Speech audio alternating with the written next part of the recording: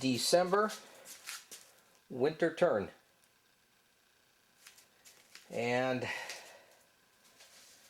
the English Navy's joined complete command of the sea, and they keep reinforcing Portugal, because remember, I can't lose Portugal and give the French another alliance point owning the Western Minor States. So I'm really putting up a fight. I am taking everything I got out of England. It's a little bit of a risk to take everything I've got, and I'm buying my builds back here, and I'm shipping everything into Portugal, because next turn I get Wellington in. So I think I can hold Portugal if I keep the points up. Now, we just went for a massive battle right there between General Moore and Field Marshal Soult. Soult was in the mountain hex. It took 3 to 4 rounds. I tried to reinforce with Uxbridge, failed. The English got demoralized by 2. It was 3 in the favor of the French, but the odds went up 2 to 1 in favor of the English, and the French ended up retreating because all they had left was 2 cavalry. Because I hit them with 9 strength points to 5. But because I took another hex that was once occupied by 5 strength points, I just went up on 2 victory points for Portugal. So it's now 3. English alliance points to the French 5. The French have themselves, Spain, Russia, German minor states, and Italian minor states. Now at this point, let me go over the rules here, because they may not be clear. But I've heard a lot of people say that the French always win this campaign game. I remember reading one report where one guy played 20 times, and all 20 times the French won. So I'm not sure if they're using this rule, because I'm showing that the English can win 50% of the time. According to the rules in section Z, number 4, it says in each scenario, section D contains special rules particular to that scenario. In certain instances, these rules may conflict with the standard game rules. Whenever such a conflict occurs, the scenario rules supersede the standard rules. In section H, number 4, during any combat phase, the player is awarded 1 victory point for each hex his units enter which was occupied by 5 or more enemy strength points at the start of the combat phase. The non-French player, that's the English, receives 3 victory points if his units enter a hex which is occupied by Napoleon, and 5 or more strength points at the start of the combat phase. Now, this rule is in place for all scenarios, unless it is superseded. So in the campaign game section G on page 24, it says, during this scenario, the anti-French faction receives 3 victory points if Napoleon is forced to withdraw, as per rule H4 on page 5. So they get that rule, they're stating it, there is no conflict. The pro-French, now they make a statement here, the French side, faction never receives victory points for any reason, and then all victory points are forfeited whenever any major state is conquered.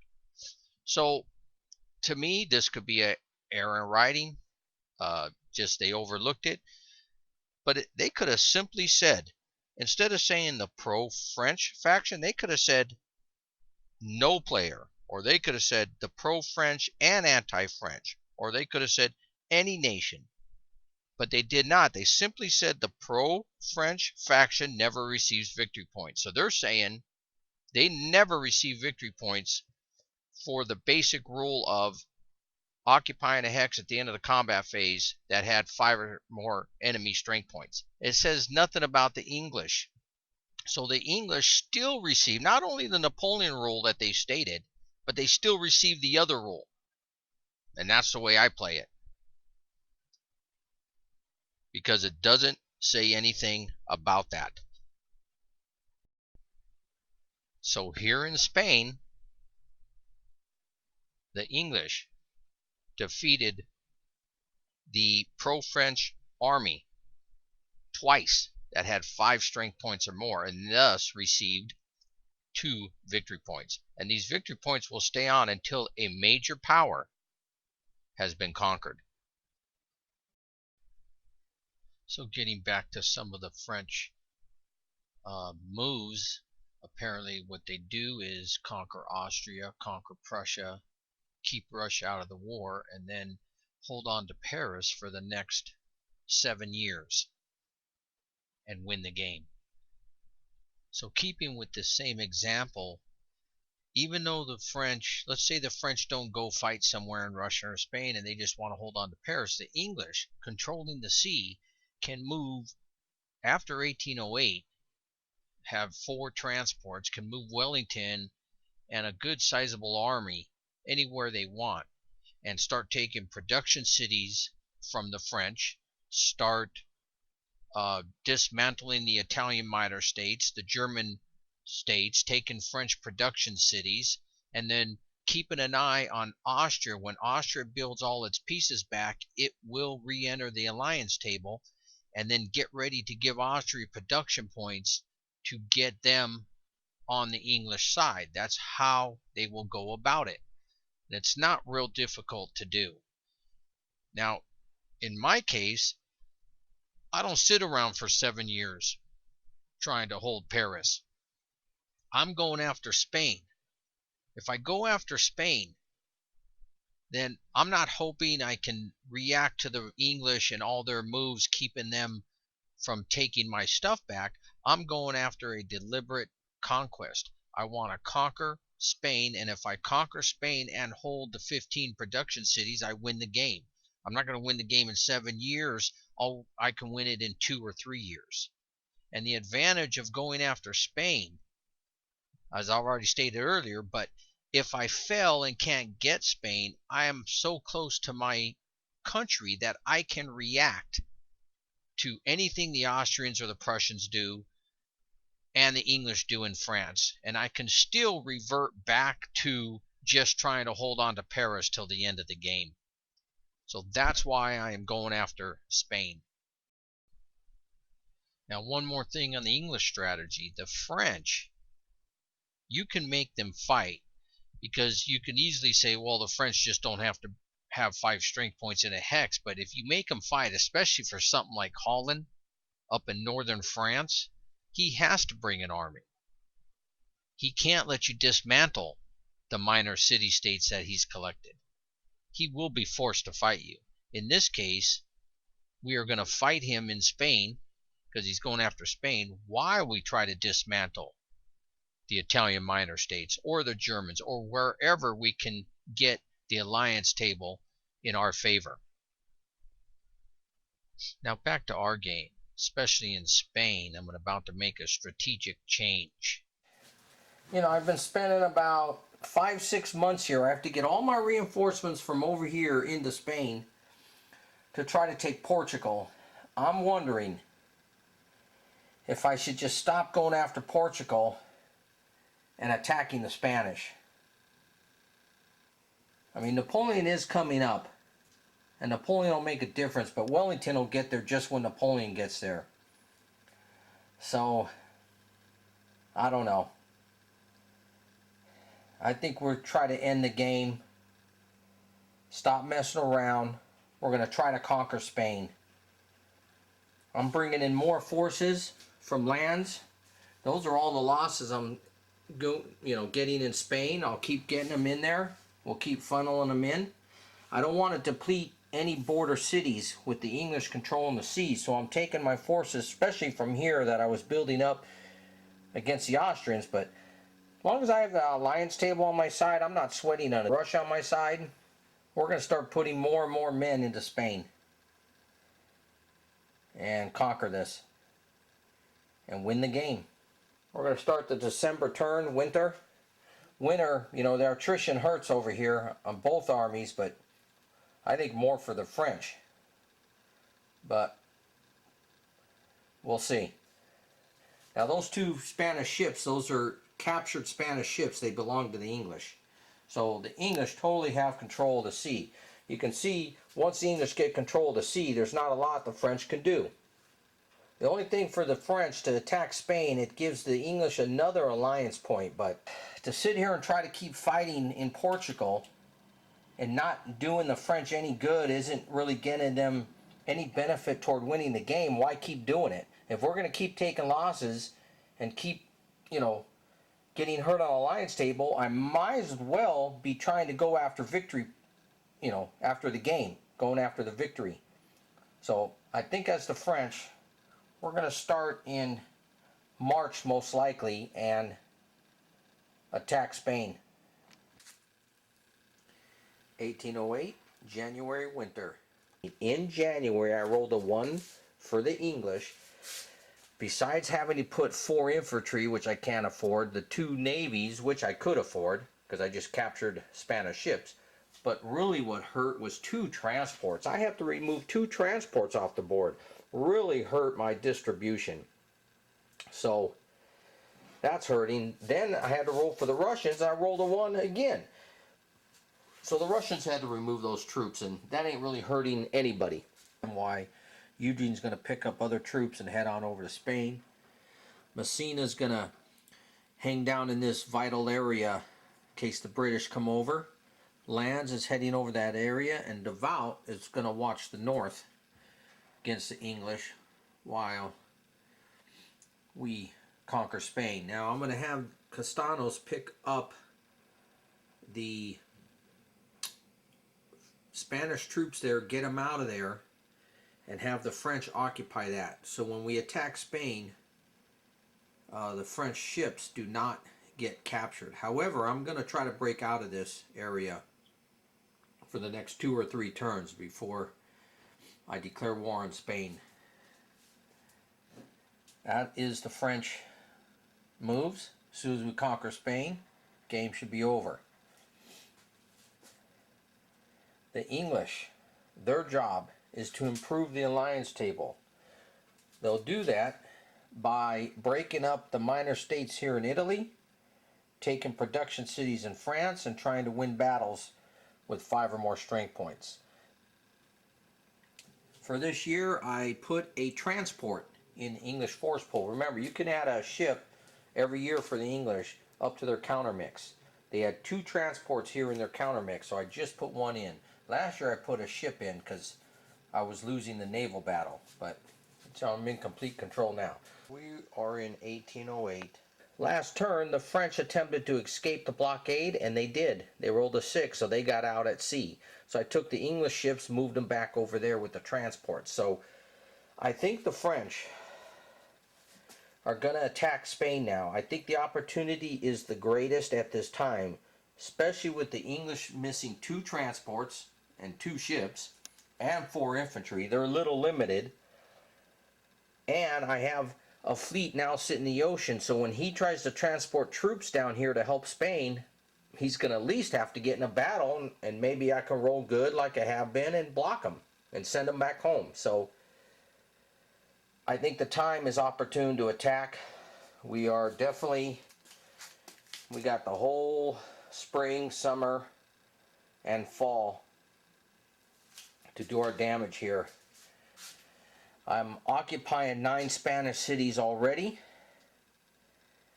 and that leaves 9 still remaining. I'm moving the Spanish troops, like I dropped off 3 here out of no man's land. That's what I'm doing with the French, because the rules don't really, you know, I own the country, so I'm dropping him off there. I moved the cavalry there, put them in spots easy to kill. I took the Spanish off that city, moving them down there, so those troops will be easy for me to kill. I just have to control the south. I have, if you divide the country up, I have the north, I have the west, I need the southeast here. So I think I'm going to attack Spain next turn. Or actually it's start of April. I think I'm declaring war on Spain this turn. And that, of course, is what the English are waiting for. It's going to move the alliance marker over to anti-French. It's a 2 switch. The French lose 1, the English gain 1. Another little sneaky trick will be the French and the Spanish fleet that are allied right now. As soon as I declare war, the naval phase happens first. So in the naval phase, I move the French and the Spanish fleet back to this port I control, Corona, and then I declare war in the movement phase by attacking a Spanish city, and then those Spanish ships get captured because I have French troops in the port, and then the French fleet is blockading the Spanish fleet, so they become mine. Well, it's sort of uneventful with the French attacking Spain. We pulled the fleets into port, and since the French controlled the port, the Spanish fleets became captured. So they have to, and the transport. So they have to be repaired starting next turn. Here, I'm just consolidating. I brought more troops down. I attacked Castanos. He lost a couple.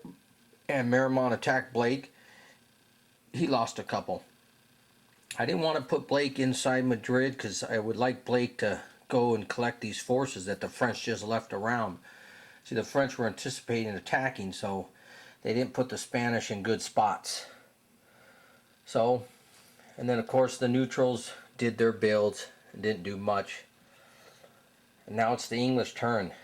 Is the alliance phase. I get to roll to see if the English get these ships back. Well, the English turn is done. I thought I was pretty smart with the French by bringing the Spanish fleet into port and then attacking it in the combat phase and thus capturing the Spanish fleets, which I did. However, I had Wellington ready to go there with transports, and I was looking for some spot. This is a spot I'm looking at, this spot, and down here to stop the Italian minor states. However, after looking at this, I decided to split up the fleet that was there. I first moved out a fleet to blockade the French fleet.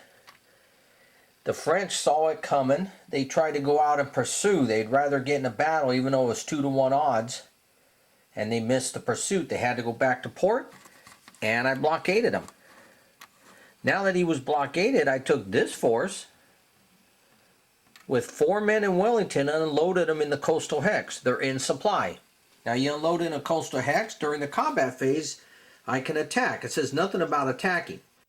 The advance after combat is not regular movement, doesn't cost any movement points.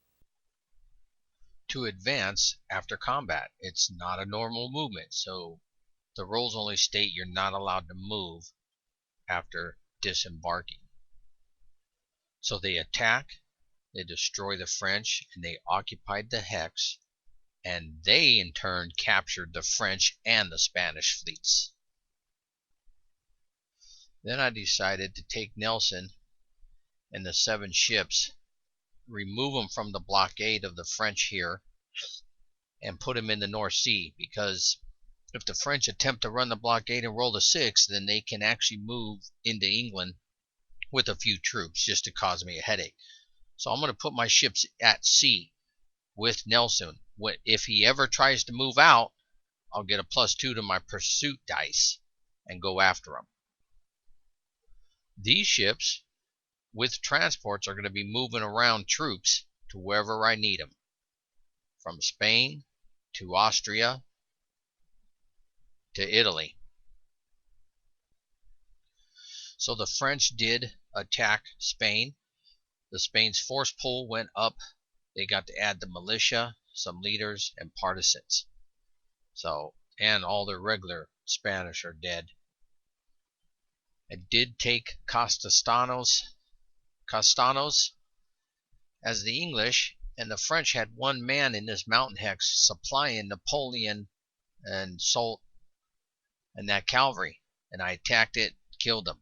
So I cut the supply out to there, so we'll see if that helps me when they try to do their attrition. They're going to have to get in resupply. That force is now halved if they attack. Now this is how many troops the Austrians have left before their marker will be put on the alliance table. So the English, I want to have this pretty good timing here to dismantle the Italian Empire and give production points to the English. To the Austrians. And as soon as they join the alliance table, we'll try to get them on our side.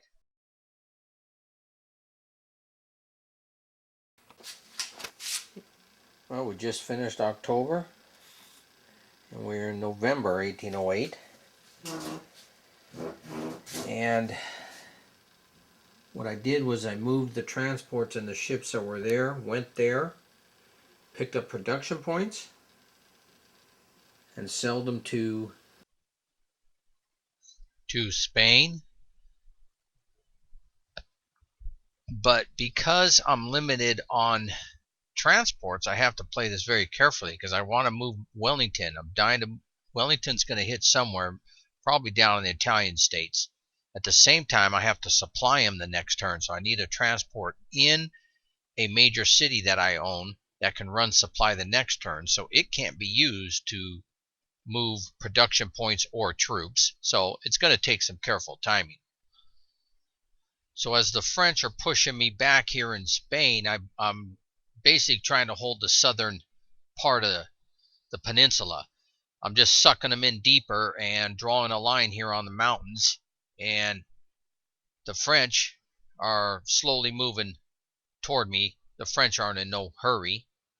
Up here, I have Napoleon and Soult, which I'm probably going to bring him down to the south. But Napoleon's watching more in Portugal, making sure the Portuguese army stays in Portugal. If he tries to come out, Napoleon's going to take care of them. got another one that'll be funneling troops. Actually, these 2 zeros will be funneling the troops in. So basically, I got 4 leaders maneuvering this way. What I'm having is a line of supply coming through this area, and I'm going to have this leader 0, with Joseph relaying the troops from here into this area. Fighting in this area is going to be Lannes, Eugene, Marmont, and I'm going to switch Victor, put him up here, and bring Soult down, so I'll have Soult. So I'll have 1, 2, 3, 4, maybe 5 French generals trying to maneuver down here. As you see, I got them pushed here. As a Spanish, I haven't been building partisans here,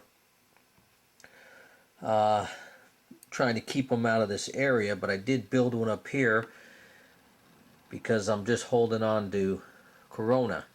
As the French, I'm leaving Corona alone. I don't want to get extended that way. I want to hold this line and punch in the south and get these cities. If I get these cities, I can win the game. That's why Napoleon, remember I'm going to switch Soult out with a 1 leader, but Napoleon and a 1 leader is going to watch this British army. If the British army tries to come out, Napoleon and the other leader will attack. That's it. I've got the French stretched pretty thin. I've got 2 British fleets in the ocean. If this French fleet tries to come out, I can do 2 interceptions on them. One of them is going to succeed and get in a battle. I got Hill ready to go with 4 strength points. I just converted the Spanish transport into an English one. So now I have 3 British transports. 2 of them have Wellington loaded with 4 men. I'm going to hit down here somewhere. As a French player, you can see it coming, but as a French, and trying to play this as I would, I try to play it as I would if I can't cover everything. So as a French player, I'm covering the French cities here, which automatically deduct points, gives them city points. I leave this a little weaker over here because it's sort of out of my area. In the north, I've got a force at Amsterdam, Antwerp, just a couple on Lille, but I've got Devout sitting here backing it up, and anywhere he hits, I can build the reinforcements, get him there, and definitely defeat the 4 or 5 men that he can afford to put on the attack here on the continent. So this is how I would defend the French. Now the English are also looking, me as the English are looking to come up in this area and take the German minor states. But once again, you have to fight, you have to come inland. The supply gets a little rough when you get surrounded. I won't be able to sustain much of an effort up there. So I'm concentrating on down here, where he still has an army big enough to deal with me. I'm just hoping Wellington's leadership can prevail. So when I hit this with Italian minor states, I have to be ready to send supply the following turns, because it's going to take one turn to land and hit, and then one turn I just want to hold it against him, so I need to be able to supply that hex. It's really a long ways for me to keep reinforcing Wellington down here. It's really tough, but it's the easiest one to crack right now. I may just have to switch up to a production city somewhere up on the north end here. This one's the most obvious. It's way out of the way. But anyways, that's the game plan. The French can't cover everything. And me as the French, I have the forces set around. I can't cover everything. I just have to react to where the English hit, except for in this area. I need to get Spain conquered. I have, a year or two more in Spain. And that's the situation as we close out 1808.